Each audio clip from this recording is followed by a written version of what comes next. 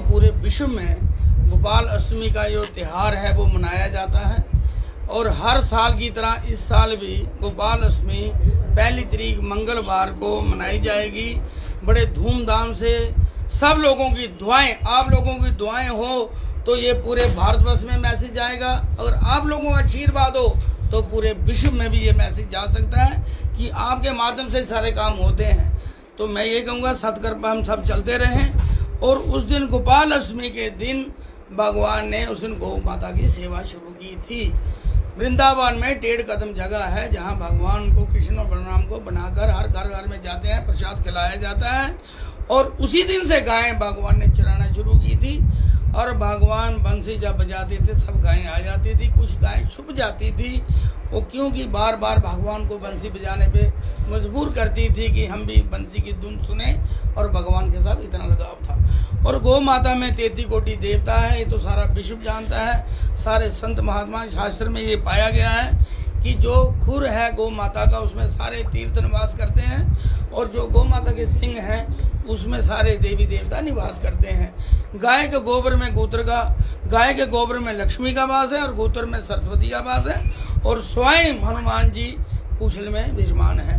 और जो गाय का कुबड़ है वो सूर्य नाड़ी बोला जाता है और गाय पे हाथ फेरने से मैं कहता हूँ, शास्त्र कहता है सारी बीमारियां दूर हो जाती हैं। और आपके माध्यम से पूरे जम्मू कश्मीर, यूटी, लेह लद्दाख और भारतवर्ष को निमंत्रण है। यहाँ 1 तारीख को गोपाल अष्टमी मनाई जाएगी। सुबह 9:30 बजे हवन होगा और 10 बजे, 10:15 बजे पूर्ण होती होगी। उसके बाद भजन कीर्तन होगा। 12 बजे भंडारे का आयोजन किया जाएगा और उसमें ही गौ सेवा और गौ का पूजन भी होगा। तो इसीलिए हमें सबको एक दूसरे का साथ देके, एक दूसरे के साथ चल के गौ माता की सेवा करनी। शास्त्र कहता है जहाँ गौ माता सुख का सांस लेती है वहीं सारा सुख समृद्धि हर चीज की प्राप्ति होती है। आज भी आप गांव में जाओ तो जगह जगह गांव में अपने घरों में गाय के गोबर से लेप करते हैं। शास्त्र करता है जिस गाय में गाय के गोबर से लेप होता है उसमें सारे तीर्थ निवास करते हैं और देवी देवता वहीं वास करते हैं। उसके घर से कभी लक्ष्मी बाहर जाती नहीं।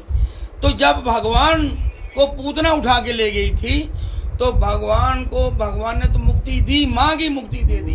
तो भगवान को जब उठा के लाया नंद महाराज और यशोदा मैया ने गाय का गोबर और गाय का गूत्र लिया, एक बाल्टी में मिक्स करके भगवान को अच्छी तरह उनसे मल के स्नान कराया और जमुना जी के जल से उनको नहला के शुद्ध किया और गाय की पूछल से उनको झाड़ा।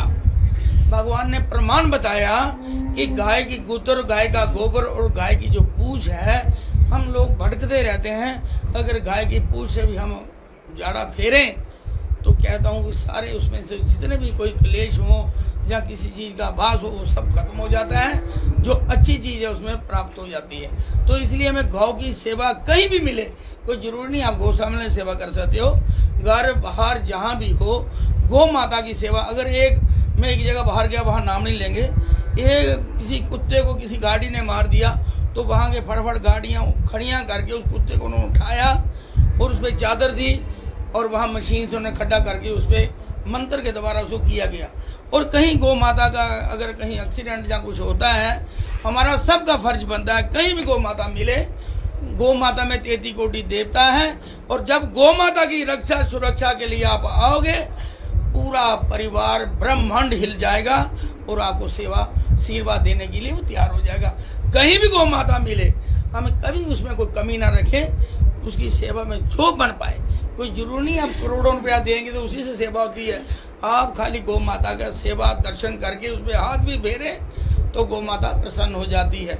तो आपने देखा होगा बार फॉरेन में 200-200, $500 ले रहे हैं हाथ फेरने का, क्योंकि जो उनके पास जर्सी गाय हैं, देसी नहीं है। और यहाँ हमारे पास मूल देसी गाय हैं। अगर जर्सी गाय को हाथ फेरने पे उनको फल मिल रहा है तो जो देसी गाय है हमारी, जो भगवान के समय की गाय है, अगर हम उस पर हाथ फेरेंगे तो कितना फल प्राप्त होता है। तो इसलिए हमें गौ माता की सेवा में बढ़ चढ़ के हिस्सा लेना चाहिए, आगे बढ़ना चाहिए। पूरे शहर को निमंत्रण है, वो सब आए, गौ माता का आशीर्वाद लें, गौ माता का रख रखाव करने के लिए जो बन पाए वो करना चाहिए। अपने पितरों के नाम का गौ माता के आगे अर्जी लगानी चाहिए। गौ माता हमारे जो करोड़ों जन्मों के पितर गए हैं, उनको भी अपने गांव, अपने देश में गौ माता अपने वहाँ वास करें और हमारा जो परिवार है सुख शांति से, जब वहाँ वो गोलोक धाम में रहेंगे, वहीं से आपको वो आशीर्वाद आएगा, उससे ही सारी प्राप्ति होती हैं। तो इसलिए गौ माता की सेवा, रक्षा और सुरक्षा ये जरूर करनी है। आपने देखा गौ माता के नाम पर ही गोत्र बना, गाय के ऊपर ही गांव बने, गौ माता के ऊपर ही महाभारत हुई, गौ माता के रिलेटिव सब कुछ हुआ। तो इसलिए हमें गौ माता की सेवा हर वक्त करते रहना चाहिए। जब कहीं गौ माता ना भी मिले तो अपने ध्यान में जहाँ भी हमने गौ माता को देखा हो उस पर ध्यान करें, तभी गौ माता का आपको फल प्राप्त होता है। हम बड़े भाग्यवान जीव हैं। ये जम्मू कश्मीर जो धरती है, देव भूमि है।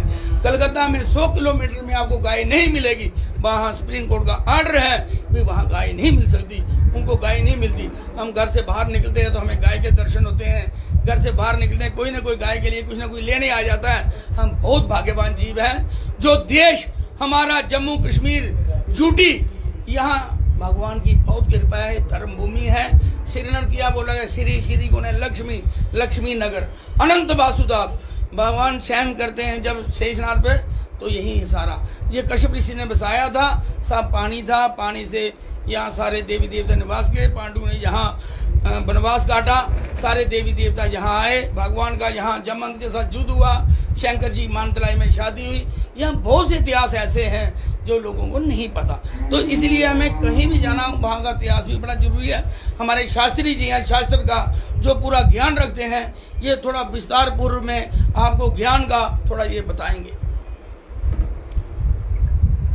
कार्तिक मास के शुक्ल पक्ष की अष्टमी तिथि को गोपाल अष्टमी, जिसे हम गो अष्टमी, गोपाष्टमी भी कहते हैं, वो त्यौहार जो है पूरे विश्व की तरह, हर वर्ष की तरह जम्मू कश्मीर गौ रक्षा समिति की तरफ से गौशाला, जम्मू की जो सबसे बड़ी गौशाला है, गौशाला अम्फाला में कार्यक्रम जो है 1 नवंबर मंगलवार को मनाया जा रहा है।